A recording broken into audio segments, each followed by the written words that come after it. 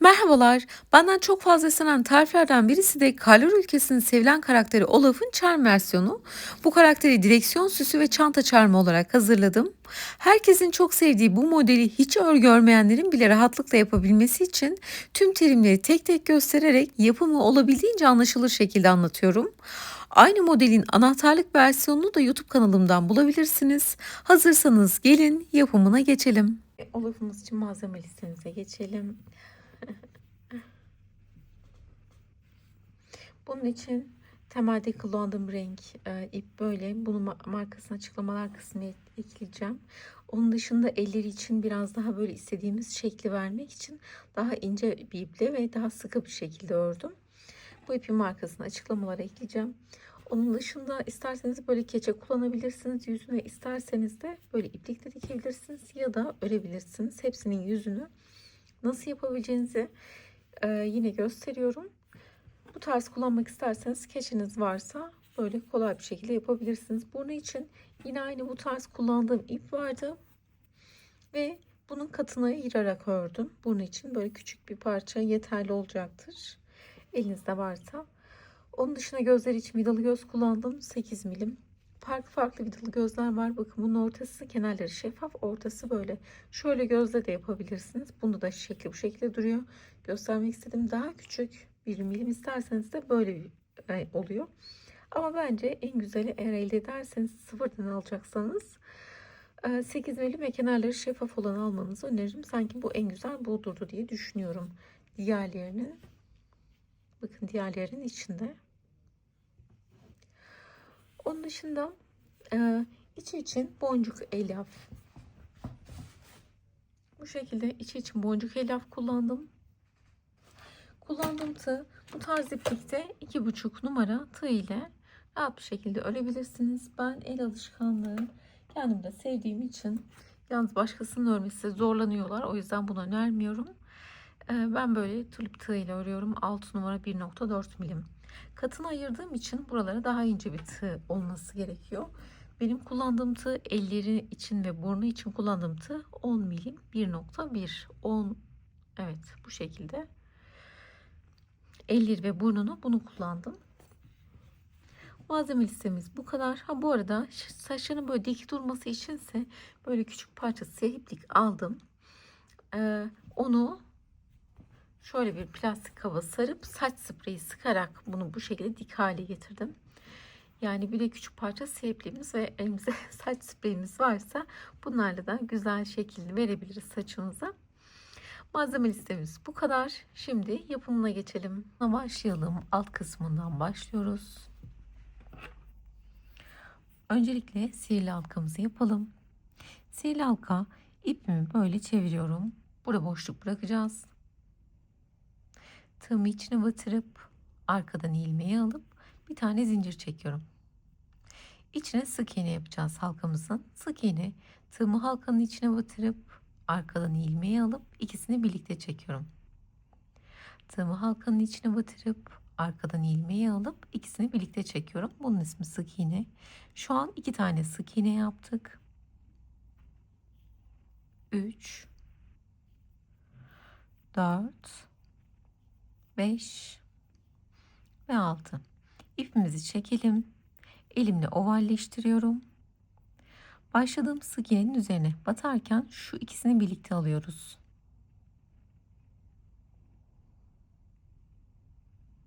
İplik kaydırma yapıyorum. Bunu bunun içinden geçiriyorum. Birinci sıranın sonu 6 tane sık iğne. Son yaptığımız sık iğneye küçük bir parça iplik takalım. Hemen ben de hazırlayayım. Bir parça iplik aldım. Son yaptığımız yere, burası bizim, böyle küçük parça iplik taktım. Burası bizim sıramızın bittiği yer. İkinci sırada hepsinden artırma yapacağız. 6 idi, 12 tane olacak. 6'yı nasıl sayıyorum? Şu başak gibileri sayıyorum. 1, 2, 3, 4, 5, 6. İkinci sırada hepsinden artırma yapacağız. 12 tane olacak. Artırma, bir sık iğnenin üzerine 2 tane sık iğne yapmak demek. Birleştirdiğime değil, hemen yanındaki sık iğneye batıyorum.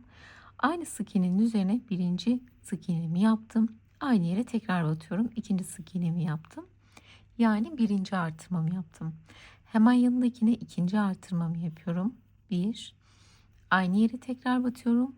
2. İkinci artırmamı yaptım. Hemen yanındakine üçüncü artırmamı yapıyorum. Bu şekilde hep sık iğnelerle devam ediyoruz. Üçüncü artırmamı yapıyorum.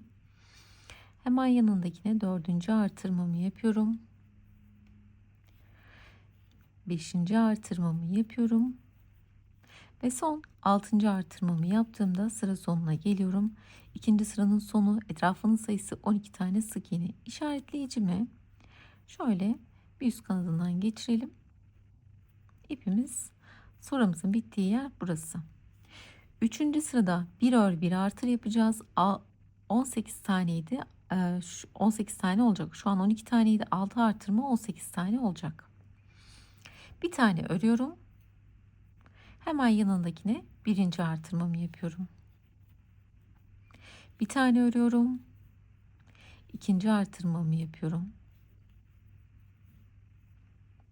Örerken isterseniz ben bazen şunu da içine alıyorum böyle. Hem bu ipi yok etmek için hem sağlamlaştırmak için bu yapmaya da bilirsiniz. Bir tane örüyorum. Öyle örerken içine duruyor. Üçüncü artırmamı yapıyorum. Bir tane örüyorum. Dördüncü artırmamı yapıyorum. Bir tane örüyorum. Beşinci artırmamı yapıyorum. Bir tane örüyorum. Altıncı artırmamı yaptığımda sıra sonuna geliyorum. Üçüncü sıranın sonu, etrafının sayısı 18 tane sık iğne. İşaretleyicimi bir üst kısımdan geçiriyorum. Ve dördüncü sıraya geldik. Bu sırada 2 ör bir artır yapacağız. Şu an 18 taneydi. 6 artırma yapacağız. 24 tane olacak. 2 tane örüyorum. 1, 2. Birinci artırmamı yapıyorum. 2 tane örüyorum. İkinci artırmamı yapıyorum. 2 tane örüyorum. Üçüncü artırmamı yapıyorum. 2 tane örüyorum. Dördüncü artırmamı yapıyorum. 2 tane örüyorum. Beşinci artırmamı yapıyorum. 2 tane örüyorum. Altıncı artırmamı yaptığımda sıra sonuna geliyorum. Dördüncü sıranın sonu 1, 2, 3, 4. Dördüncü sıranın sonundayım. Etrafının sayısı 24 tane sık iğne. İşaretleyicimi bir üst kısımdan geçiriyorum. 5. sıraya geçiyoruz. Bu sırada 6 artırma yapacağız. 24 taneydi. 30 tane sık iğne olacak. 1, 2, 3, 3 tane örüyorum. Birinci artırmamı yapıyorum. Bu sırada 3 ör bir artır yapacağız. 3 tane örüyorum. 1, 2, 3. İkinci artırmamı yapıyorum. 3 tane örüyorum.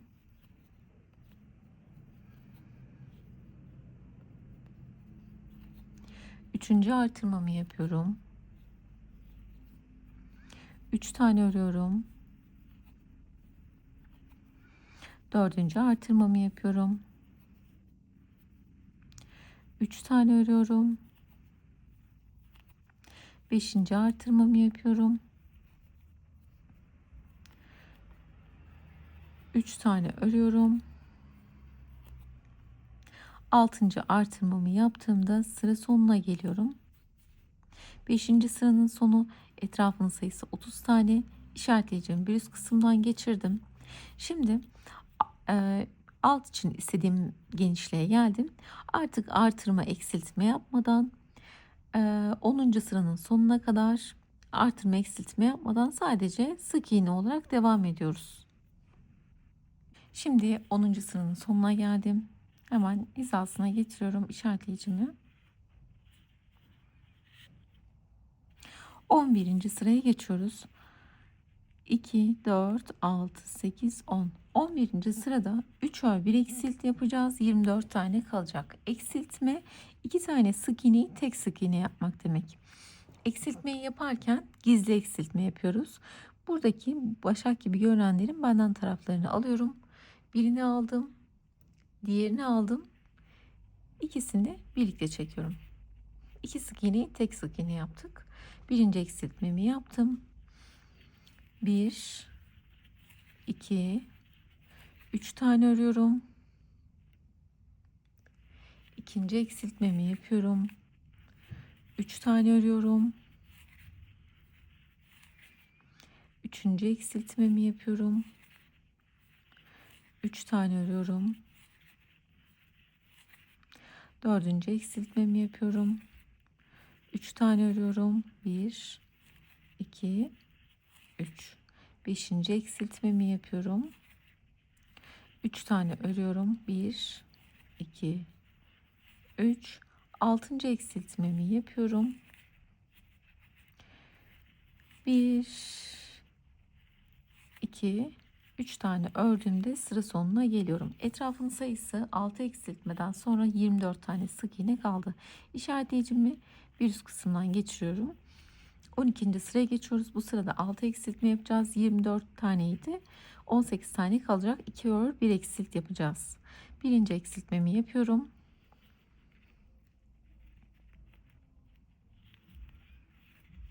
İki tane örüyorum.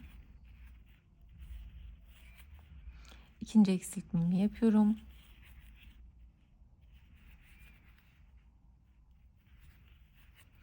İki tane örüyorum. Üçüncü eksiltmemi yapıyorum. İki tane örüyorum. Dördüncü eksiltmemi yapıyorum. İki tane örüyorum. Beşinci eksiltmemi yapıyorum. İki tane örüyorum. Altıncı eksiltmemi yapıyorum. 2 tane ördüğümde sıra sonuna geliyorum. Etrafının sayısı 18 tane sık iğne kalıyor. 12. sıranın sonunda. Şimdi içine biraz elyaf koyabiliriz.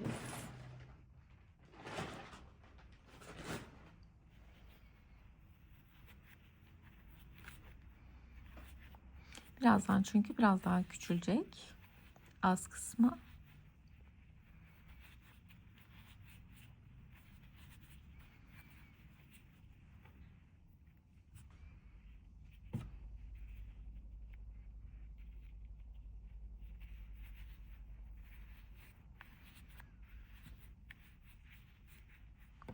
Şimdi 13. sıraya geçiyoruz. Bu sırada bir ör, bir eksilt, bir ör, bir eksilt yapacağız. 6 eksiltme, 18 taneydi, 12 tane kalacak. İşaretleyicimi bir üst kısımdan geçiriyorum.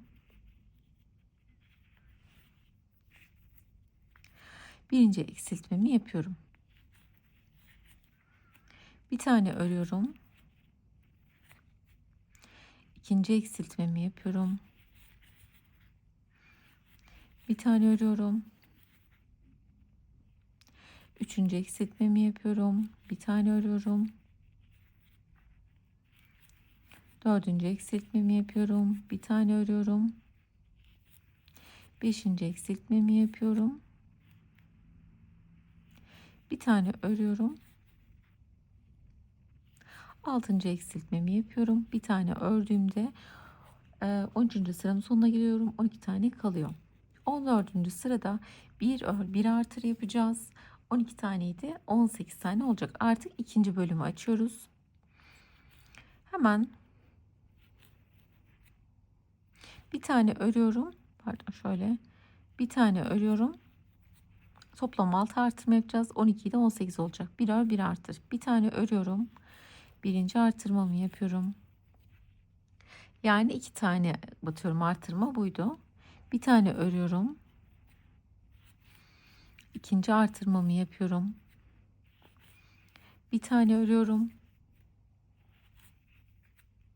Üçüncü artırmamı yapıyorum. Bir tane örüyorum. Dördüncü artırmamı yapıyorum. Bir tane örüyorum. Beşinci artırmamı yapıyorum. Bir tane örüyorum. Altıncı artırmamı yapıyorum. Ve bir tane ördüğümde sıra sonuna geliyorum. İşaretleyicimi bir üst kısma geçiriyorum.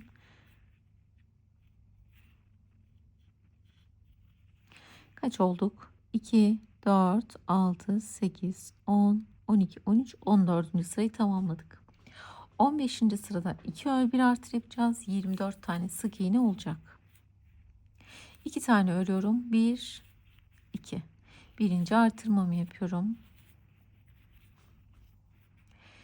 2 tane örüyorum. İkinci artırmamı yapıyorum.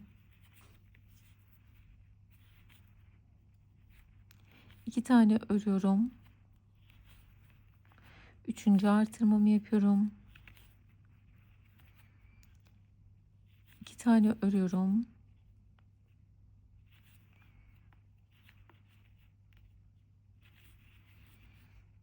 Dördüncü artırmamı yapıyorum.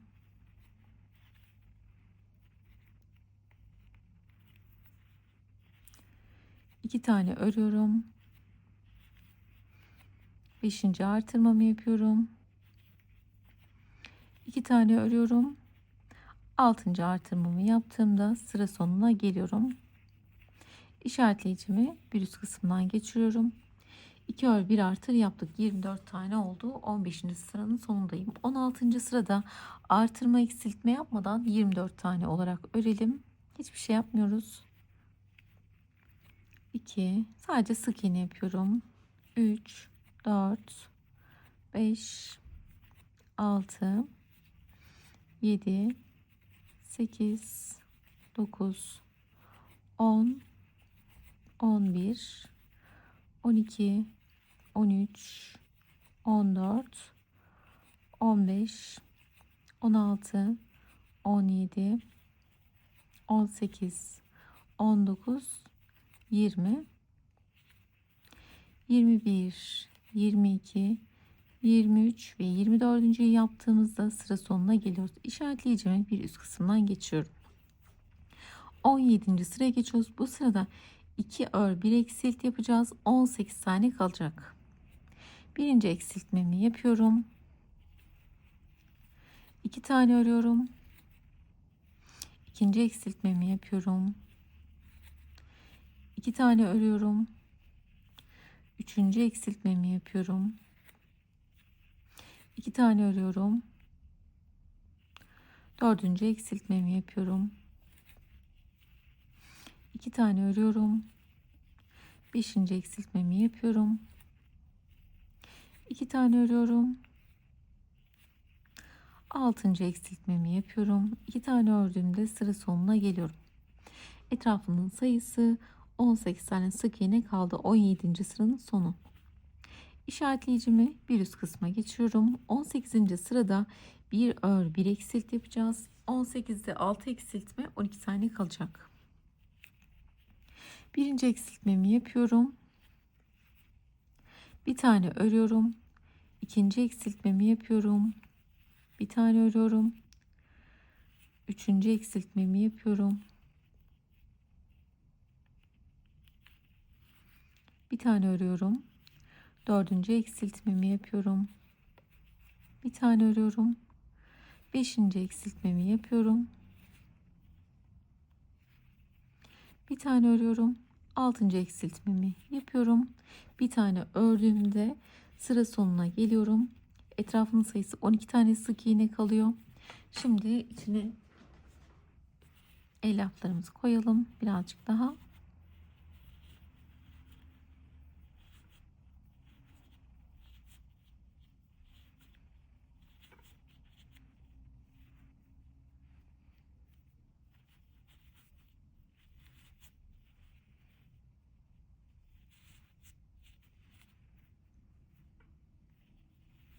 Biraz en alta da ittim açıkçası. Ama şu araya iş yapmayın. Çünkü buradaki verdiğimiz esnek olduğu için ip esner. Ve aradaki verdiğimiz hat bozulur. O yüzden şu ara kısmı çok da basmayalım. Ama şu hat verdiğimiz, mesela burada artırma yaptık bombe olması için. Oraları güzelce doldurabiliriz. Keza iç kısmını dolduralım ama şu aralarda çok ittirmeyelim.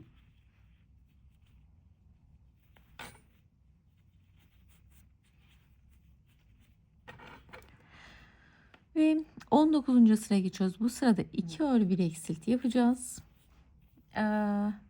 9 tane kalacak. 12 taneydi şurada.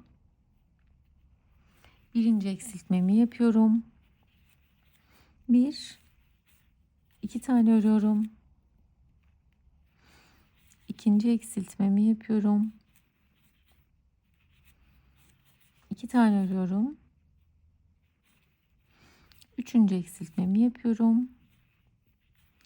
2 tane ördüğümde sıra sonuna geliyorum. İşaretleyicimi bir üst kısımdan geçiyorum. 19. sıranın sonu, etrafının sayısı 9 tane sık iğne kalıyor. Şimdi 9 taneydi. 7 tane kalması için şöyle 2 tane eksiltme yapacağız. Bu sırada hemen sıramın bittiği yerden birinci eksiltmemi yapıyorum. 1 2 tane örüyorum. İkinci eksiltmemi yapıyorum. Şimdi artık 7 tane kaldı. Artırma eksiltme yapmadan dönerek öreceğiz. Boynumuzun o çarm kısmını, bağlanabilecek kadar olacak kısmını istediğimiz boyuta kadar. Şimdi artırma eksiltme yapmadan örelim. Şimdi boyun kısmını istediğimiz kadar örüyoruz. Ben 55 sıra boyunca ördüm. Şöyle 20, şuradan başlarsak 23 santim, 23,5 santim kadar ördüm. Şöyle yapabilirsiniz. Bunu yaparken hani bir tane düğüm atıldıktan sonra ne kadar kalıyor gibi böyle hesaplamıştım. Bu şekilde yapabilirsiniz. Şimdi bundan sonraki şuradan çıkartalım bunu ve burada herhangi bir yerinde artık sıramızın sonu olarak kabul ediyoruz orayı. Buradan devam edeceğiz. Şimdi birinci sıramızda artık kafa için 1 2 3 4 diye sayalım. Şu anda etrafının sayısı 7 tane. Bu sırada 5 tane artırma yapacağız. 12 tane olacak. Ve şöyle yapalım. Şimdi bir tane örüyorum. Hemen yanından birinci artırmamı yapıyorum. Hemen yanından ikinci artırmamı yapıyorum. Üçüncü artırmamı yapıyorum. Dördüncü artırmamı yapıyorum. Beşinci artırmamı yapıyorum. Sonra bir tane örüyorum. Şu an bir etrafın sayısını sayalım. 1, 2, 3, 4, 5, 6, 7, 8, 9, 10, 11, 12 tane. Aynen 12 tane. İşaretleyicimi şu şekilde bir üst kısma geçiriyorum. İkinci sırada bir ör bir artır, bir ör bir artır yapacağız. 18 tane olacak. 12 taneyi de 6 artırma yapacağız. Hemen yanından birinci artırmamı yapıyorum. Bir tane örüyorum. İkinci artırmamı yapıyorum. Bir tane örüyorum. Üçüncü artırmamı yapıyorum. Bir tane örüyorum.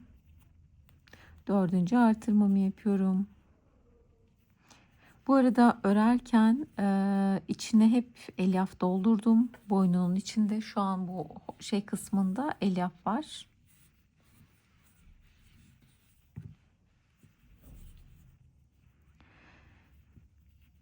Bir tane örüyorum. Artırmamı yapıyorum. Bir tane örüyorum. Artırmamı yapıyorum.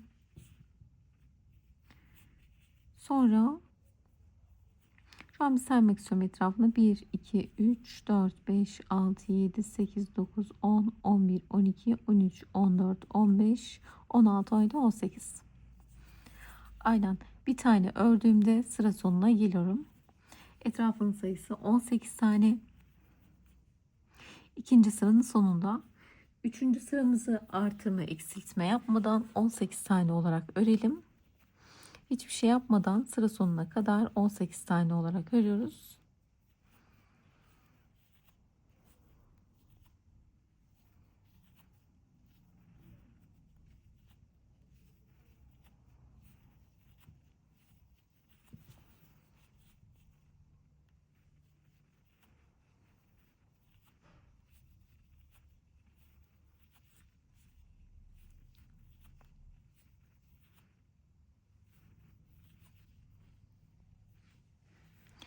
Ve sonuna geldim.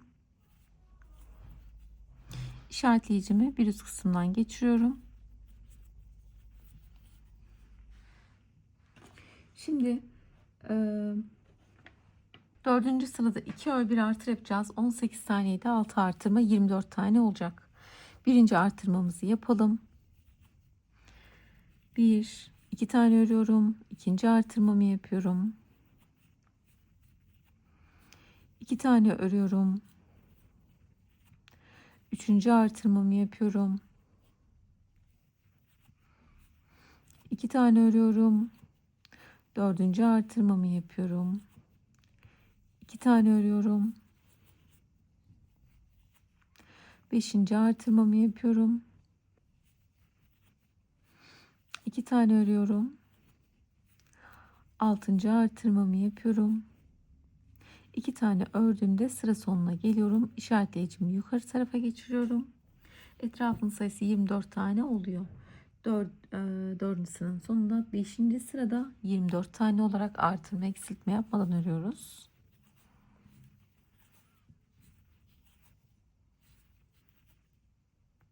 Şimdi sıra sonuna kadar öreceğim.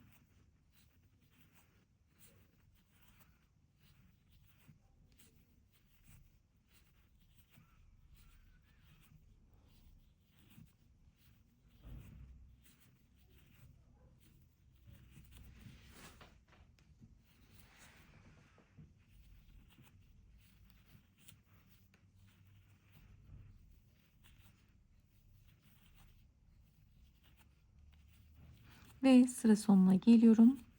İşaretleyicimi bir üst kısımdan geçiriyorum. Şu an 5. sıramızı yaptık. 2, 4, 5, 6. sıramıza geçiyoruz. Bu sırada 3 ör 1 artır yapacağız. 30 tane olacak. Birinci artırmamı yapıyorum.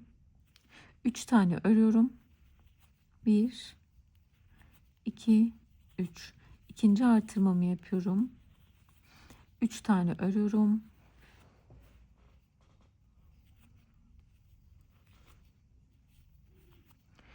Sonra üçüncü artırmamı yapıyorum. 3 tane örüyorum.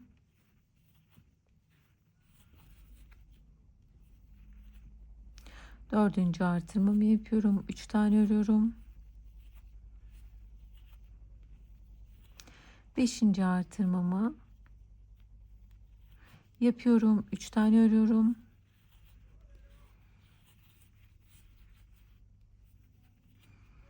Altıncı artırmamı yapıyorum. 3 tane ördüğümde sıra sonuna geliyorum. Etrafın sayısı 30 tane. 20 diyorum. 6. sıranın sonunda işaretleyicimi üst sıradan geçiriyorum. Şimdi 7. ve 8. sırayı artırma eksiltme yapmadan 30 tane olarak örelim. 9. sıraya geçiyoruz. Bu sırada 3 ör 1 eksilt yapacağız. 30 taneydi, 24 tane kalacak. Birinci eksiltmemi yapıyorum. 3 tane örüyorum. 1, 2, 3. İkinci eksiltmemi yapıyorum. 3 tane örüyorum. Sonra üçüncü eksiltmemi yapıyorum. 3 tane örüyorum. Dördüncü eksiltmemi yapıyorum. 3 tane örüyorum. Beşinci eksiltmemi yapıyorum. 3 tane örüyorum. Altıncı eksiltmemi yapıyorum. 3 tane ördüğümde sıra sonuna geliyorum.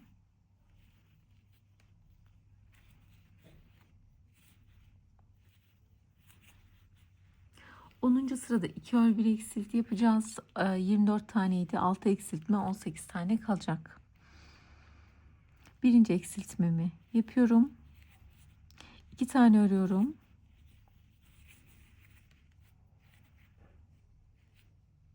İkinci eksiltmemi yapıyorum. 2 tane örüyorum. Üçüncü eksiltmemi yapıyorum. 2 tane örüyorum. Dördüncü eksiltmemi yapıyorum. 2 tane örüyorum.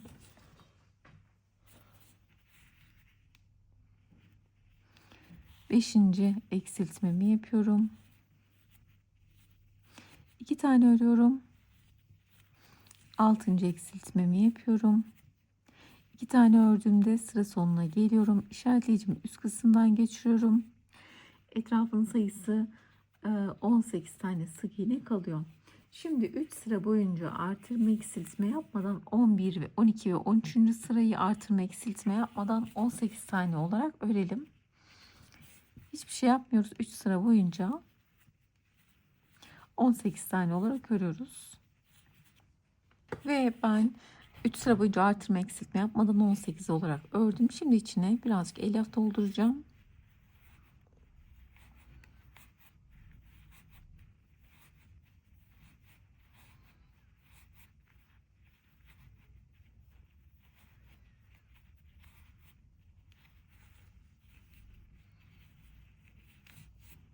Şimdi gözlerin yerlerini belirledim. Şöyle kafanın ilk açıldığı yerden, bakın burada artırma yaptığımız yerdi burası bizim. Buradan beri sayıyoruz ya, 1 2 diye. Şimdi 1 2 3 4 5 6 7 8 9 10 11. 11 ile 12'nin arasına taktım gözün bir tanesine. Sonra 1 2 3 1 2 3 tane arada da boşluk bıraktım. Sonra dördüncüye taktım. Gözün yeri böyle. Şimdi bunun arkasının kapaklarını takalım. Bu şekilde kapaklar oluyor. Bunları güzelce sıkıca takalım.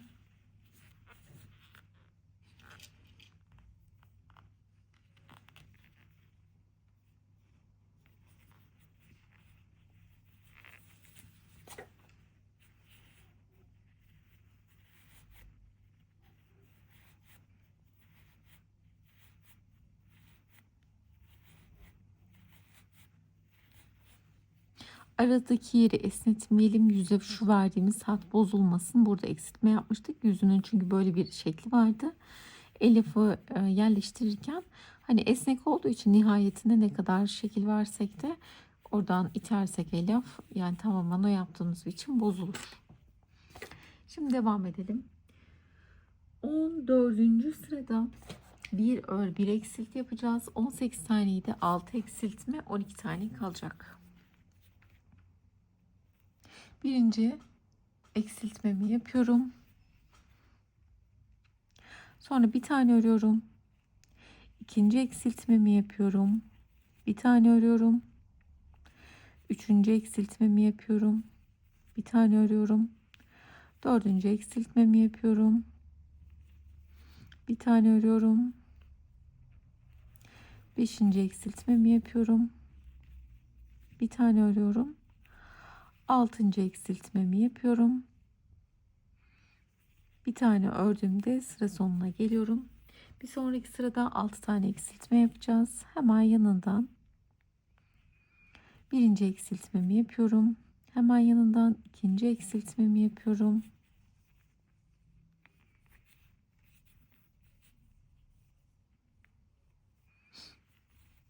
Üçüncü eksiltmemi yapıyorum. Hemen yanından dördüncü eksiltmemi yapıyorum.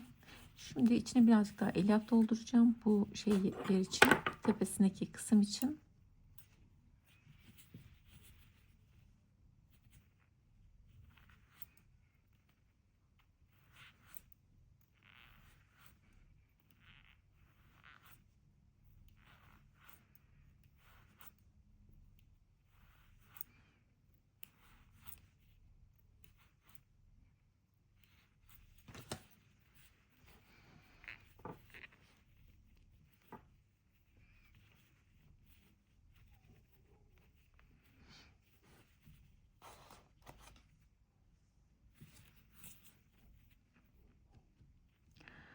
Ve beşinci mi dördüncü beşinci eksiltmemi yaptım.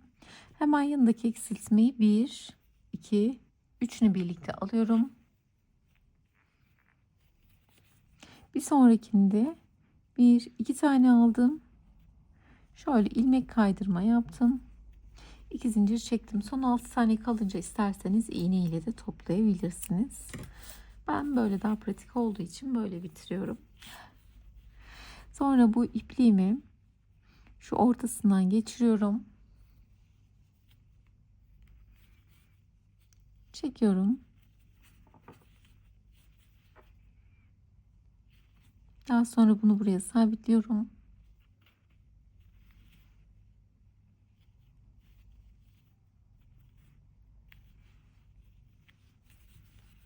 Ve yüzümüz hazır. Şimdi ayaklarını yapalım.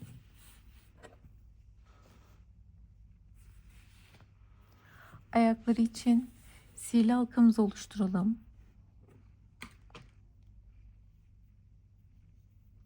İçine 6 tane sık iğne.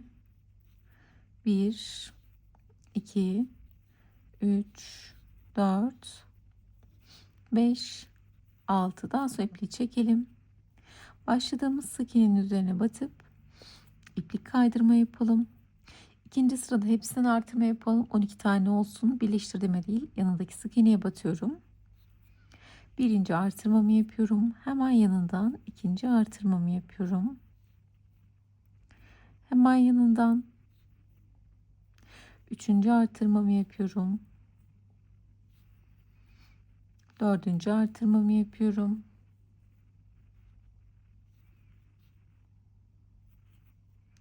Beşinci artırmamı yapıyorum ve son 6.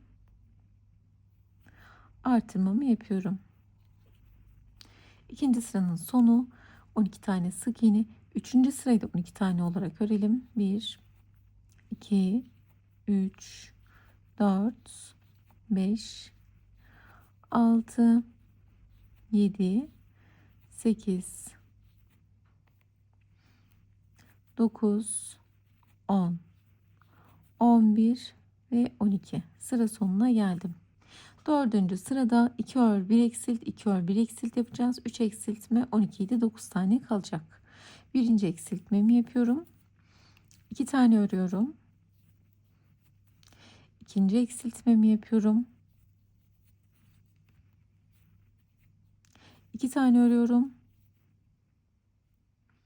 Üçüncü eksiltmemi yapıyorum. 2 tane ördüğümde sıra sonuna geliyorum. Etrafının sayısı 9 tane sık iğne, 4. sıranın sonu. Yandaki sık iğneye batıp iplik kaydırma yapıyorum. 2 tane zincir çekelim. Ve daha sonra buradaki ipliğimizi keselim. Şimdi ben ilkini yaptım. İkincisini keserken ipimizi uzun keselim. Sonra o iple de dikeriz. Şimdi ben ayaklarını dikelim. Ben şununkini böyle dikmiştim. İsterseniz bu şekilde dikebilirsiniz. Birini buraya, birini iyice yana dikmiştim. Ya da şöyle dikebilirsiniz. Mesela bundaki gibi böyle düz.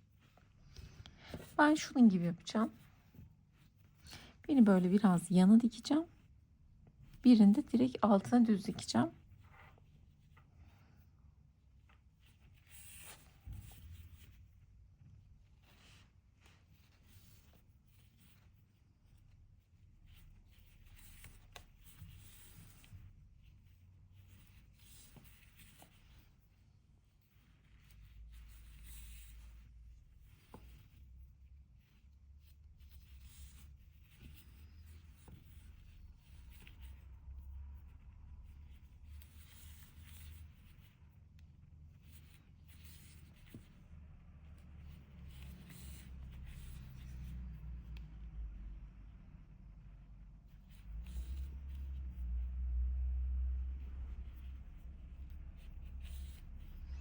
Şimdi böyle ikinin içine biraz elyaf koyalım.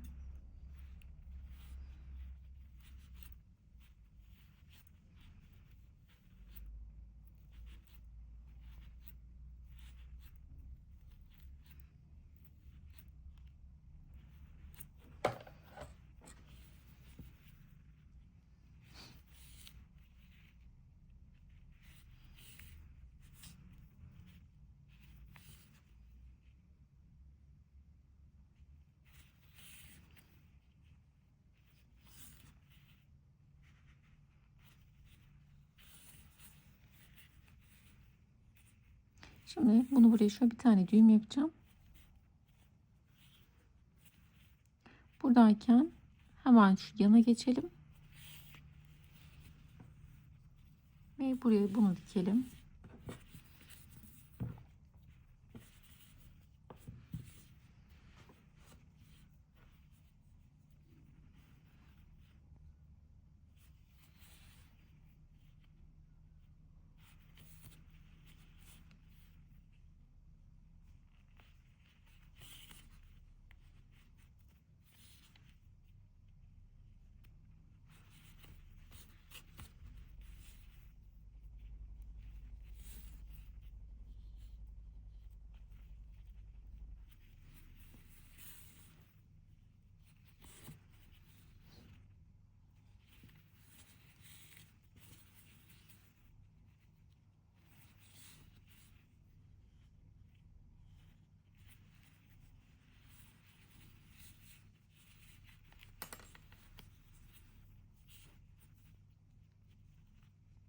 Şimdi bu ayağı da böyle dikelim sonuna kadar. Ayaklarını diktim. Üzerinin düğmelerini yapalım. Bunun için ipliğimi aldım. Arka taraftan herhangi bir yerden batıyorum. Ve öndeki bu iki tane gövdede olacak. Bir tane burada olacak. Ve böyleyken bıraktım ipimi, çekmedim tamamını. Buradaki bir katına batırıp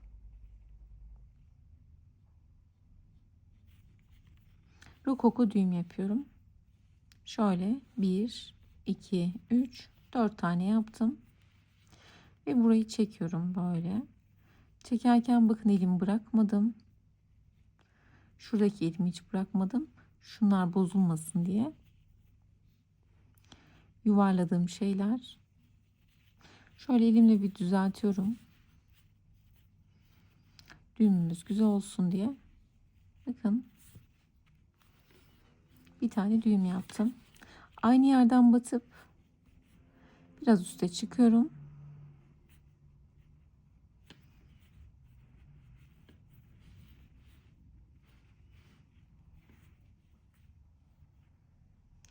Şöyle yapalım. Şuraya. Buraya diğer düğmemizi yapalım. 1, 2, 3, 4. Sonra bunu çekiyorum. Çekerken şöyle tığım diyorum, iğnemi oynatıyorum. Daha sonra şu elimle düzelterek şuradaki dönen şeyleri, iplikleri düzgün bir düğüm elde etmeye çalıştım. Aynı yerden batıyorum ve şurada bir tane daha düğümümüz var.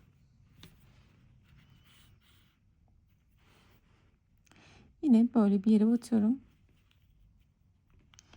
1, 2, 3, 4. Sonra bunu çekelim.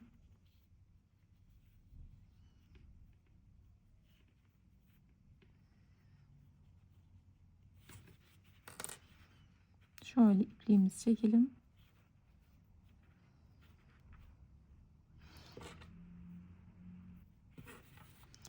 Şimdi burada dibinden batıyorum. Ve buradan çıkıyorum. İlk geldiğim yerden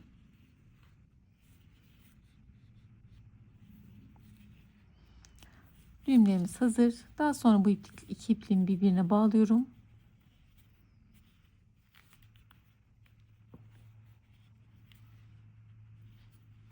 Sonra şunun ucuna düğüm varmış. Burayı keselim. Geçiremem çünkü. Sonra bunu buradan geçirelim.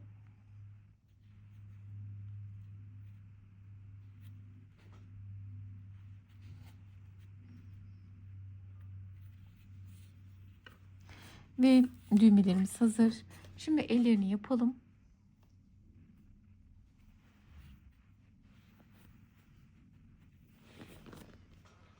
Eller için kahverengi ipliğimi alıyorum.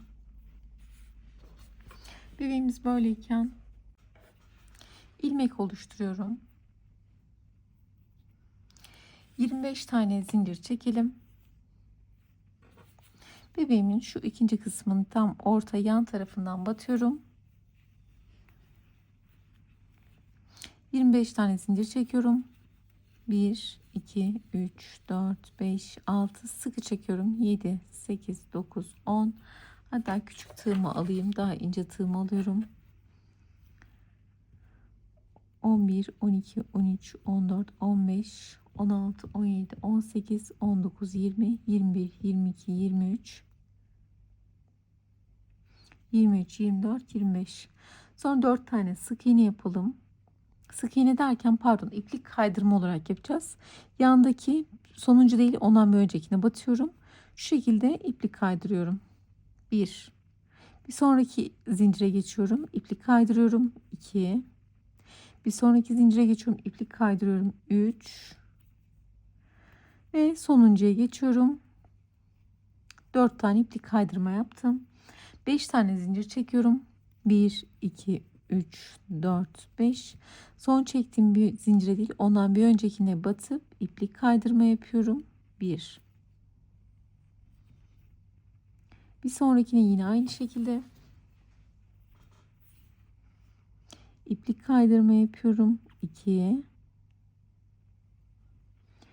3 ve sonuncuya yapıyorum. 4. Yine 5 tane zincir çekelim. 1, 2, 3, 4, 5. 1. Bir sonrakine geçtim. 2, 3 ve 4. Sonra ilk yaptığım zincire batıp yine bu sıranın tamamında hep böyle iplik kaydırma yapacağız. 1, yanındakine batıyorum. 2. 2 tane yaptım. Daha sonra 3 tane zincir çekiyorum. 1, 2, 3. Sonra son çektiğim zincire değil, ondan bir öncekine yine iplik kaydırma yapıyorum. Burada çünkü küçük bir parmak daha yapacağız. 3 tane parmak yaptık. Ve ikinciyi yaptım. 3 zincir çektim. Son çektiğim zincire de ondan bir öncekine iplik kaydırmayla, sık iğne değil de ne denir ona, iplik kaydırma aslında gibi, ip sürüme, ip yürütmek gibi, ondan yaparak 2 tane yaptım. Şimdi tekrardan artık zincirime geçiyorum. Şimdi bakın böyle zaten dal budaklarının olduğu bir eli var. Devamında sonuna kadar sık iğne yapacağız.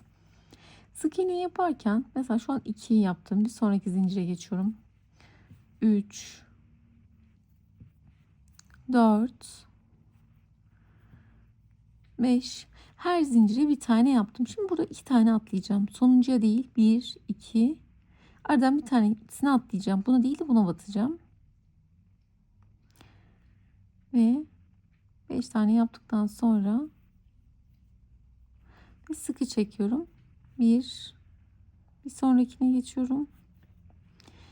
2, devam ediyorum. Sonuna kadar artık hepsini yapacağız. Bir tanesini atladık. Niye öyle bir şey yaptım? Şöyle bir budak ya da eğim falan vermek için. Bakın çok tatlı oldu eline. O yüzden zincirde arada bir tane atlayarak yaptım. Her zincire birer tane yapıyorduk ya böyle. Böyle yaparken aradaki bir tane zincir atlayıp diğerine yaptım. Bu da böyle dal parçası gibi oldu eli. Daha o formu vermek için. Sonuna kadar yapıyorum. Yandaki ilk yaptığımız yere batıp ve şöyle sık iğnemi yaptım buraya.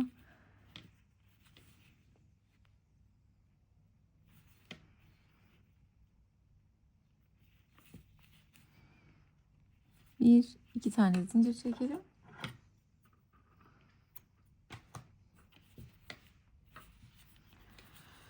Daha sonra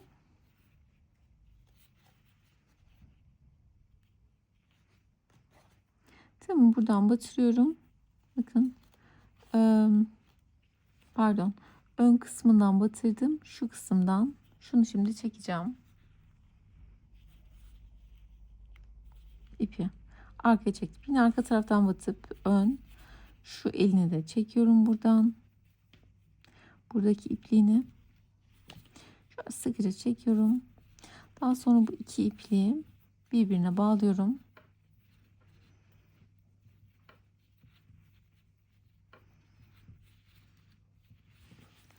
Daha sonra fazla ipini içine veriyorum.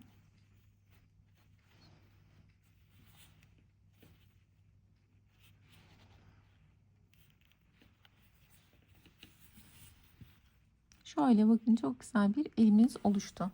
Şimdi diğer elini nasıl yapıyoruz? Aynı şekilde yine ilmek oluşturuyorum. Yine buranın paraleline geliyorum. Batıp 25 tane zincir çekiyorum. 2, 3,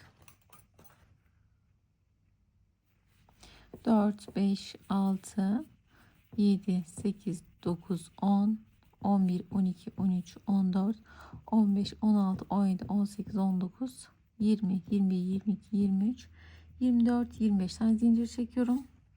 4 tane yine aynı şekilde iplik kaydırma, aynı şekilde devam edeceğiz sonuna kadar. Diğer yaptığımız elin aynısı. Şimdi bu elini de yapalım. Şimdi saçlarını yapalım. Bunun için ben şöyle bir tane ipim vardı. Bu biraz önceki koluna kullandığım ip gibi. Bu ipi şeye sardım. Böyle bir kapağa sardım sıkıca. Daha sonrasında spreyle kuruttum. Üzerine saç spreyiyle üzerine sıktım. Daha sonra ıslak gibi olmuştu. Kaloriferin üzerine koydum, kuruttum. Sonra onu kestim ve böyle bir parça elde ettim. Aslında niyetim böyle dik duran şunun gibi bu tarz bir şey yapmak istemiştim. Hemen hemen de oldu. Başka bir fikriniz varsa eğer onu da yapabilirsiniz. Böyle bir şey düşündüm. Böyle dik duran saçlar için. Dediğim gibi ipliği iyice gerdim, sardım. Sonrasında saç spreyi sıktım. Daha sonra peteğin üzerine koydum, kurudu. Sonra onu kestim. Bir kesimden de böyle formlar elde ettim. Bir tık daha sert olmasını isterdim. Ama yine de işimi gördü. Başka bir fikriniz varsa benimle de paylaşırsanız mutlu olurum. Daha sonra şu içinden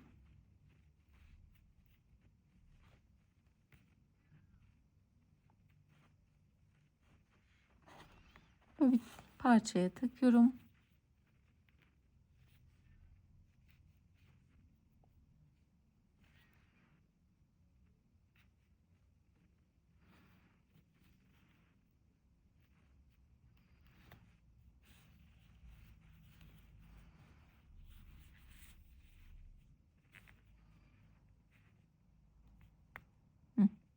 Şurayı içine çektim birazcık. Daha sonra bunu buraya bence bir tane dikelim. Daha sağlam olur çıkmaması için. Yine aynı kafasını şu orta kısmından, iç kısımdan alıyorum.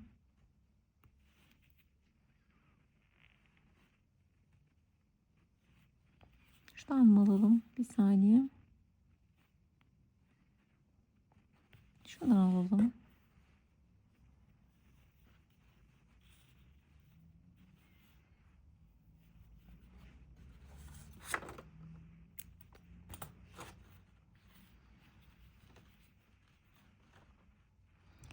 Üç dal saçı vardı. O yüzden bir tanesinin parçasını geri içine vereceğim.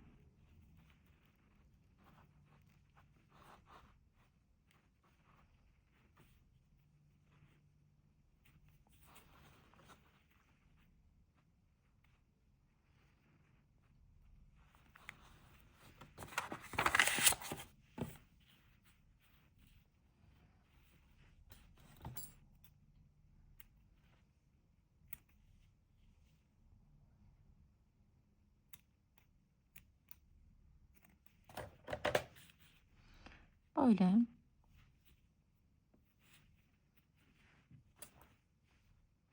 Dedim ki bunu bir tane dikersek daha sağlam olur. İnce iplikle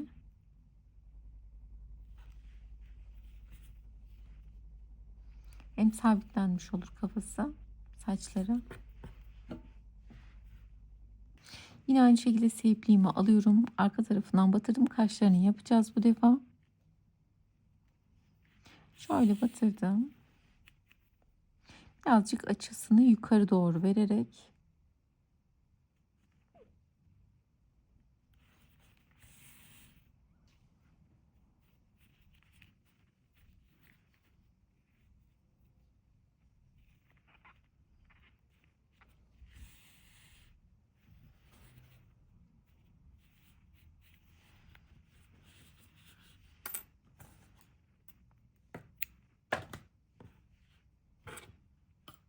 daha sonra bu ipliği birbirine bağlayalım.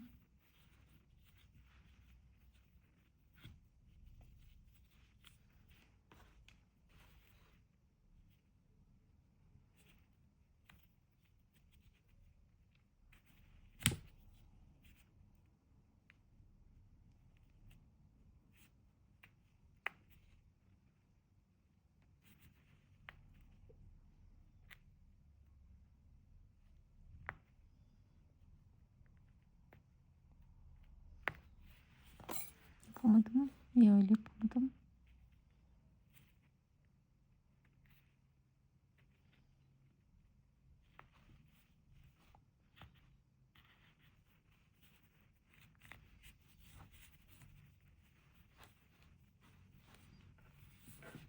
Şimdi burnunu yapalım. Bunun için yine ince tığımı alıyorum.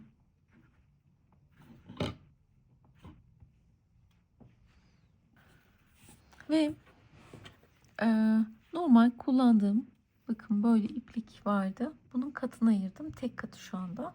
Bu normal bebeği ördüğüm ipti. Tek katını aldım. İpimi böyle çeviriyorum. İçine 4 tane sık iğne yapacağız. Sihirli halkamızı yaptık. 1, 2, 3, 4. İpimi çekiyorum. Elimle şöyle hafif ovalleştirdim. Şimdi başladığım sık iğnenin üzerine batıyorum. Şöyle yapacağız. Hemen size anlatayım. Şimdi burada iplik kaydırma yapıyorum. Birinci sıramızın sonu 4 tane. İkinci sırada bir tane artırma yapacağız. 5 tane olacak. Üçüncü sırayı 5 tane olarak öreceğiz. Gider misin buradan, nereye geldin? Minik patileri görüyor musunuz? Şu minik patileri. Gider misin buradan?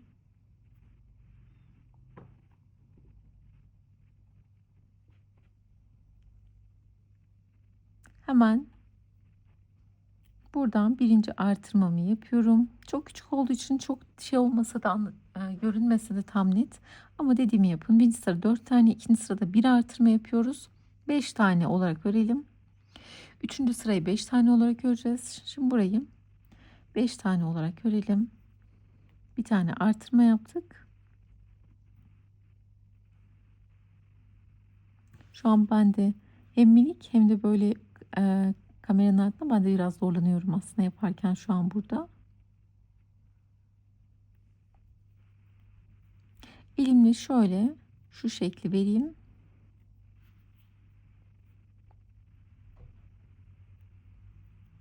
Şimdi üçüncü sırayı da 5 tane olarak örelim. Ben sıra sonuna geldim. Çok küçük bir parça zaten yapacağımız şey, böyle burnu için daha iyi detay veririz diye ince iplikle örüyorum ben.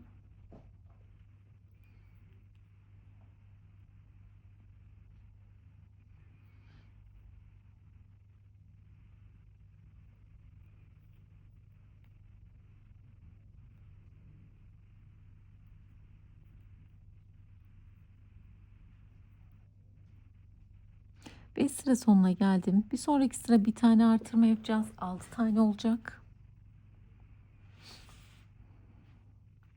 Şimdi hemen bu yanından bir tane artırma yapıyorum. Şu fazla ipini versek güzel olur içine. Şöyle azıcık keselim çünkü sığmayacak gibi.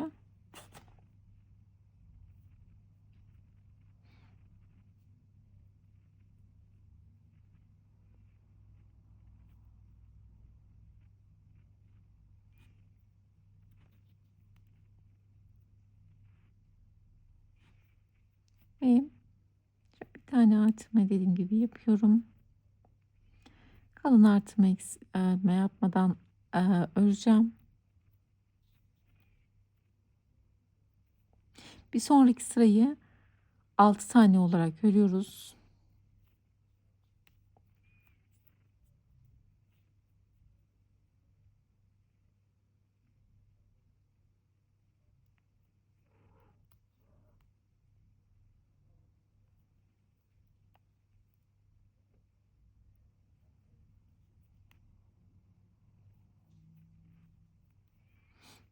Ve sonraki sırada bir tane artırma yapalım. 7 tane olsun.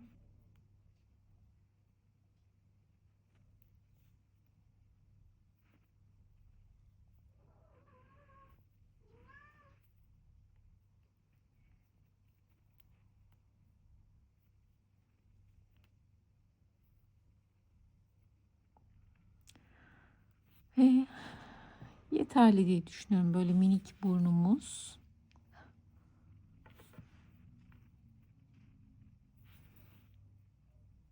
Bunu bunun içinden geçiyorum. Ve dikeceğim kadar uzunluk bırakacağım ipimde. Yeterli. Şimdi daha ince bir iğnemi aldım.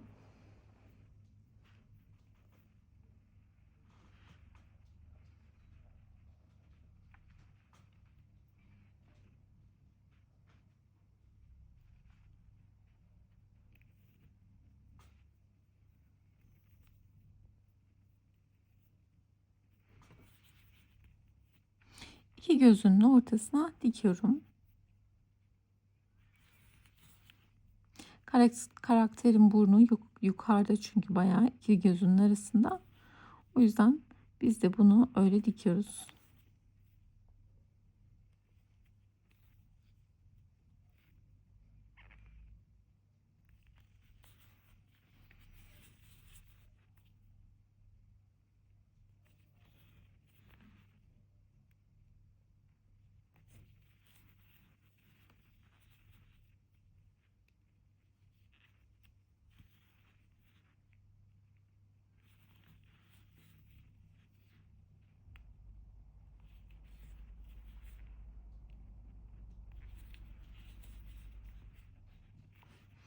Çok azıcık içine, aslında bunun içine o sertliği yakalamak için elyaf koymak istiyorum.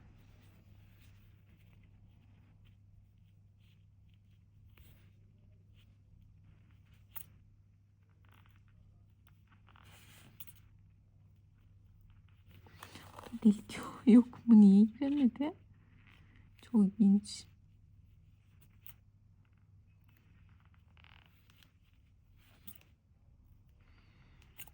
Allah Allah.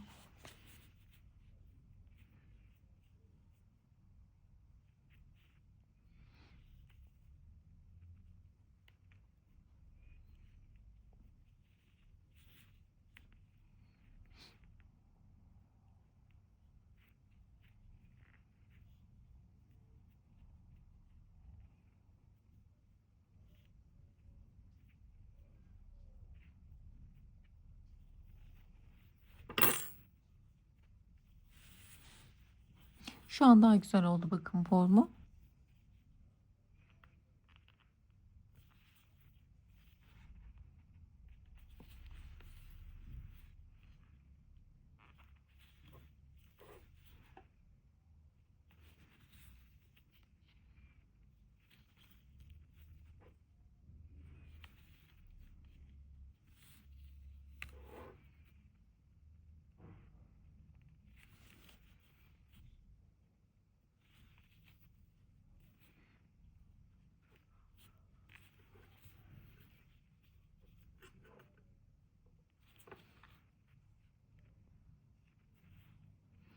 Ve düğümümü yapıyorum.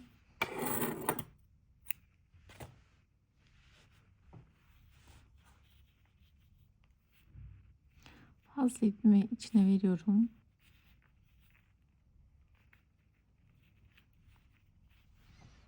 Ve şöyle keçeden bir ağız yapmak istiyorum bundaki gibi. Buna da bunun için gri keçemden böyle küçük parça kesiyorum. Çok minicik parça. Beyazdan da aldım.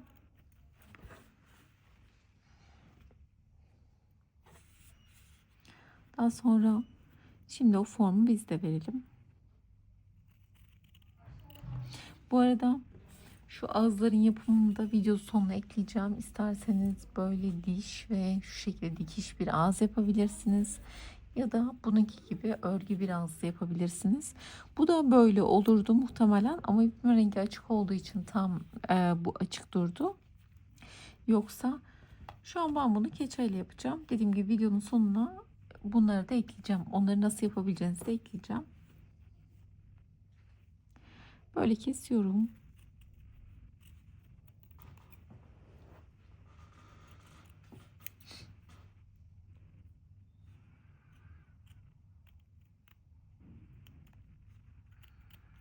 Şöyle bir gülümseme formu verdim. Bunu birazcık daha toparlayalım. Çok yayılmasın. Beyaz keçemizi de, bu bilek kalın olmuş aslında. Şu kadar yeterli.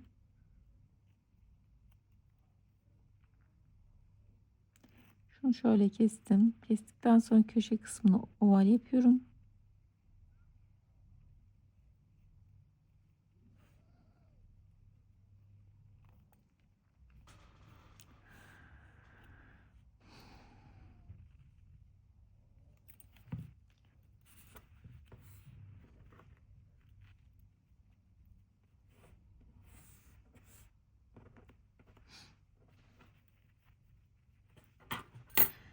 oldu diye düşünüyorum. Azıcık daha şu beyazını küçültelim.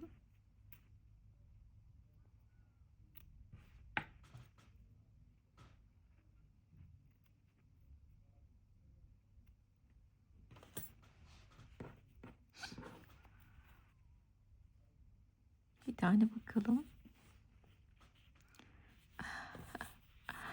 Sanki bir tık büyük gibi. Şöyle bakayım. Bayağı büyük.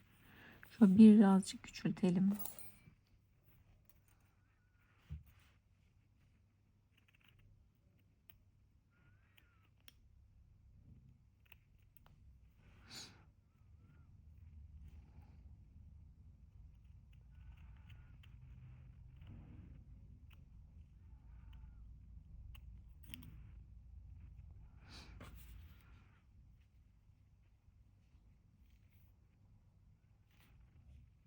Bence şu an gayet güzel oldu. Şu an bunun ölçüsünü de vermek isterim size.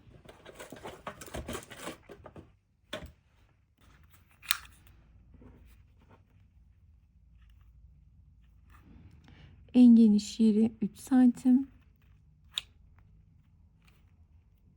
Şu boyuta tam 2 santimmiş. Şimdi bunu buraya yapıştırabiliriz, dikebiliriz ama ben dikeceğim. Şimdi ince bir iplik aldım. Çok ince. Önce bunu buraya dikiyorum. Dikerken çok minik dikişler alalım bu taraf görünen yüzünde.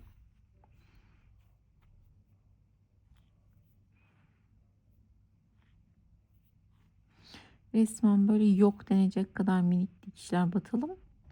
Az olduğu için görünmesin dikişlerimiz.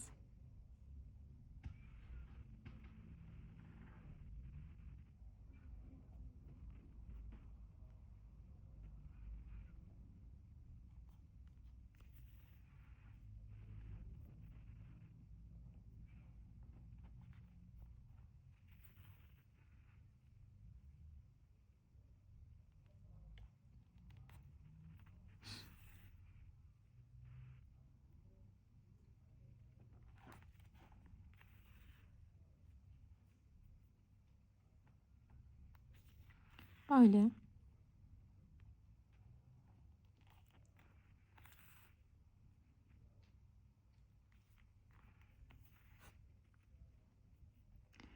Minicik dikiyorum.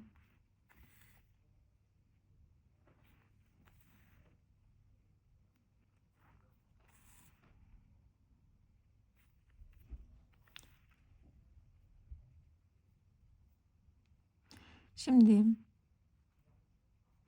ağzını yerleştirelim. Artık bu iple ağzını dikebiliriz. Şöyleyken hafif yana doğru bir şekilde dikelim.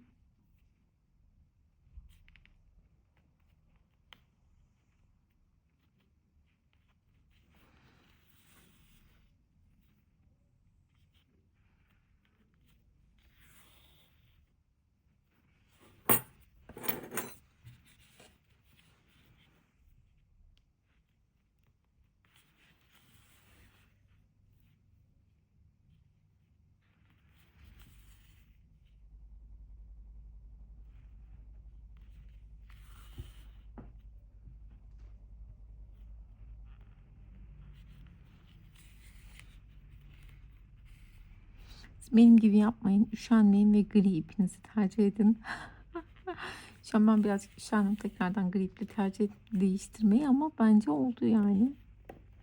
Çok da belli olmuyor diye düşünüyorum.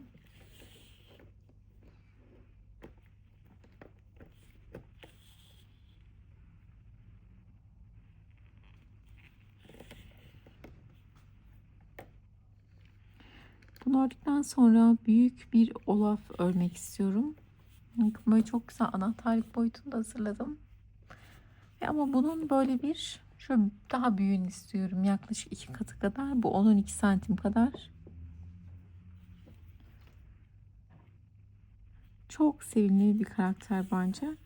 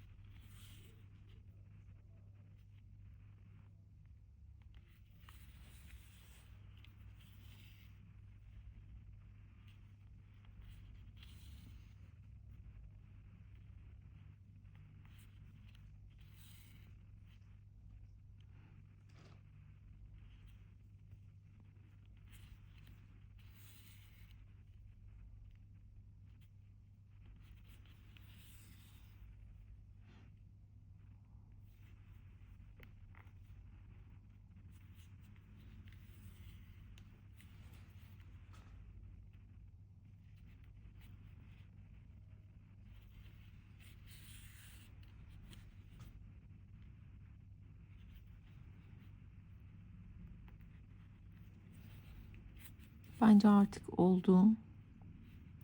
Her yeri gayet sağlam bir şekilde. Şöyle yandan batırdım. İpliğimizi buraya sabitleyelim.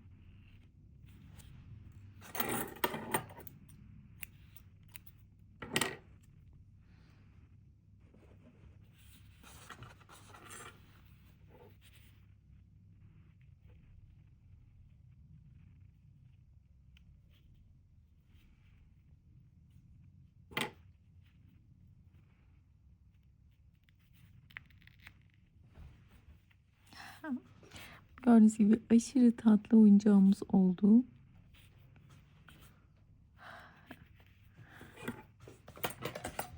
Ve unuttuğum bir şey var mı diye düşünüyorum. Hayır. Şunu yapmak için göstereceğim bu ağzı nasıl yaptığımı. Ama buna farklı bir ağız denemek istiyorum.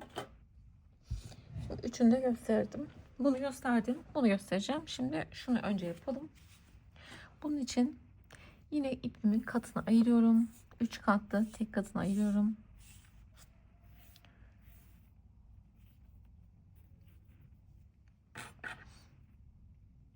İnce tığımı aldım. İlmek oluşturuyorum. 1, 2, 3, 4, 5, 6, 7 tane zincir çekelim. Tığımı doluyorum. Birinci değil, ikinci değil, üçüncüye.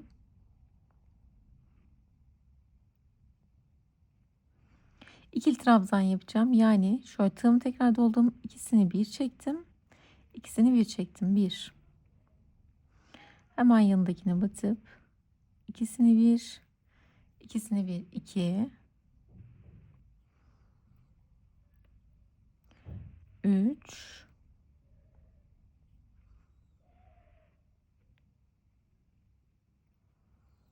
ve dört. Daha sonra bir, iki zincir çekiyorum. Yandaki yere batıp iplik kaydırma yapalım. Şunu da geçirelim. Böyle minik bir dişimiz oldu. Tığımı iğnemi buradan sokup kocaman bir gülümseme yapacağım. Burada bırakıyorum.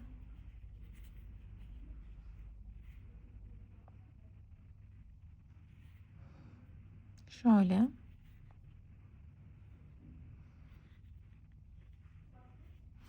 Aynı yerden çıkıyorum.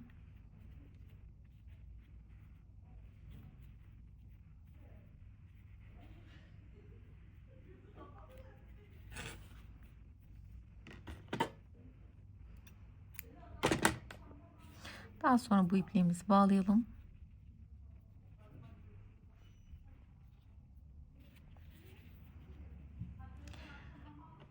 Bu ipi içinden geçiriyorum.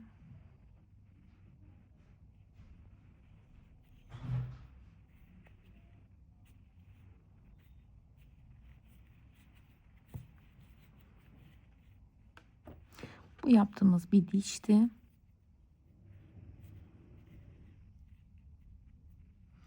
Şöyle şu kısma dişini yerleştireceğim. Bir de şu ipliğini de bir geçirmek istiyorum.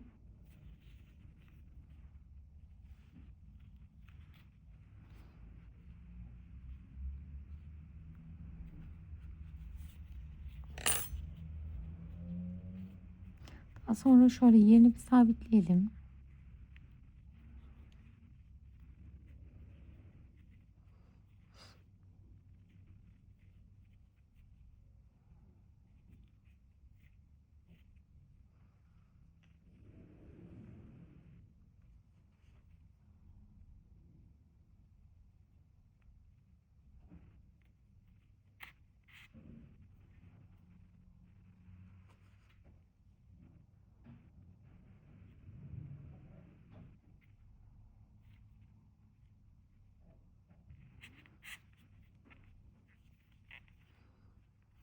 Bu şekilde hiç diş de yapmaya da bilirsiniz aslında. Böyle de çok çok tatlı oldu.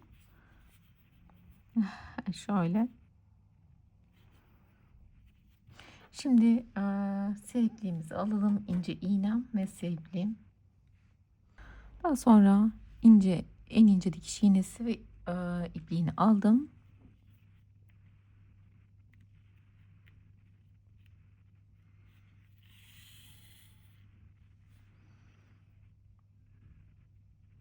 Ağzı istediğim formda dikiyorum.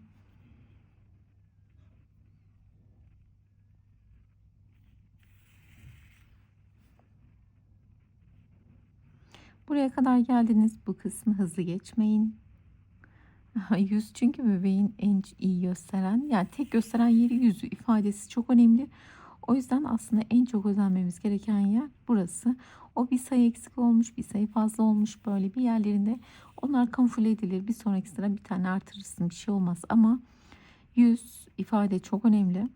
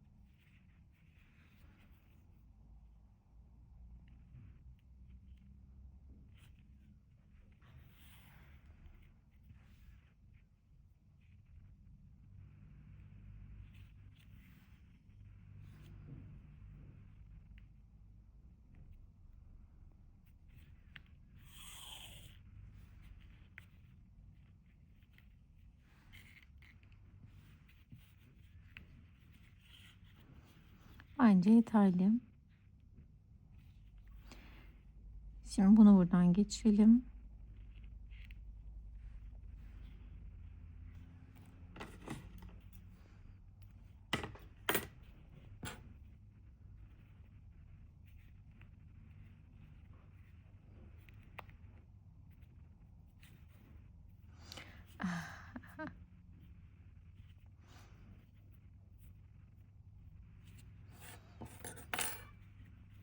Şimdi şunun ağzını yapalım.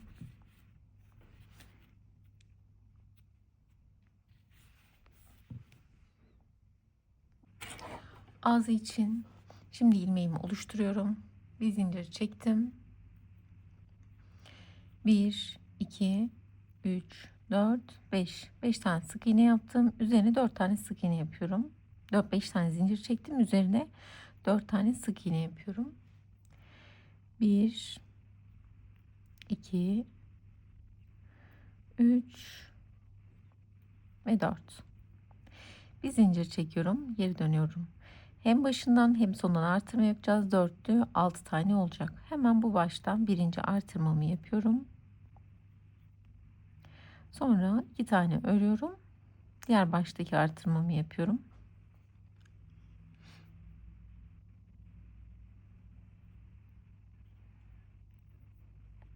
Yine bir tane zincir çekiyorum. Geri dönüyorum. Bu sırayı artırma eksiltme yapmadan 6 tane olarak örüyorum. 1, 2, 3, 4, 5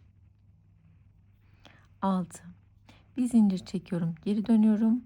8 tane olacak. Bir buradan bir buradan artırma yapacağız. Bu taraftaki artırmamı yaptım. Sonra 1, 2, 3, 4 tane örüyorum. 4. sıradayım. Bu taraftaki artırmamı yapıyorum. 8 tane oldu. Bir zincir çektim. Geri döndüm. 2, 4, 5. Bu sırada mı yapmışım? Yok, bu sırayı da 8 tane olarak örelim. 1, 2 artırma eksiltme yapmadan 3, 4, 5, 6, 7 ve 8. Şimdi 1, 2, 3 tane zincir çekelim. Geri döndüm. Üçlü trabzan yapacağız. Nasıl? Tığımı doluyorum. Üçlü trabzan aynı deliğe yapacağız. Battıktan sonra birini bir, ikisini bir, ikisini bir. Aynı deliğe bir tane daha üçlü trabzan yapacağım. Batıyorum. Birini bir, ikisini bir çekiyorum, ikisini bir çekiyorum. Daha sonra ikili trabzanlarla devam ediyorum.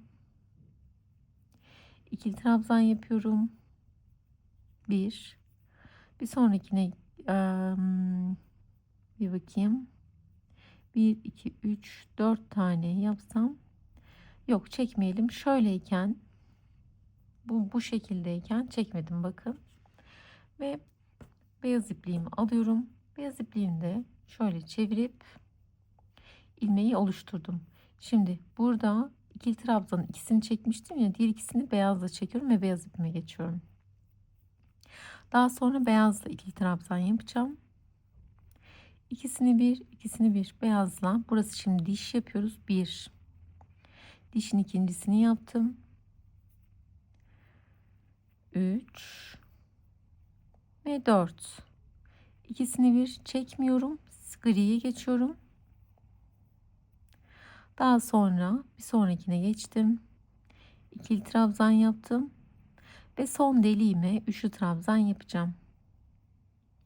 Birinci üçlü trabzanımı yaptım. Hemen yanına ikinci ipliğim bitti. Üçlü trabzanımı yapıyorum. Bir tane zincir çektiğimde yaptığım ağız hazır. Bunu dikerken biraz formunu uzattım şurasını mesela. Siz de dikerken eğer bunu yaparken köşelerini sivrilterek dikişle biraz şekil verdim.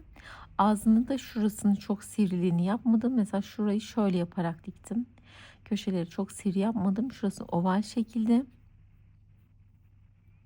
Bu şekilde yaparak da ağzımı yaptım. Ve tarifimizin sonuna geldik. Umarım bol satışlar edebileceğiniz, umarım çok sevdiğiniz bir tarif olmuştur. Ben çok sevdiğim, çok tatlı bir karakter oldu. Instagram hesabım Sonayın Dünyası. Bana oradan ördüklerinizi gönderebilirsiniz. Örmemi istediğiniz her şeyi yorumlara yazabilirsiniz. Başka tariflerde görüşmek üzere. Kendinize iyi bakın. Hoşça kalın.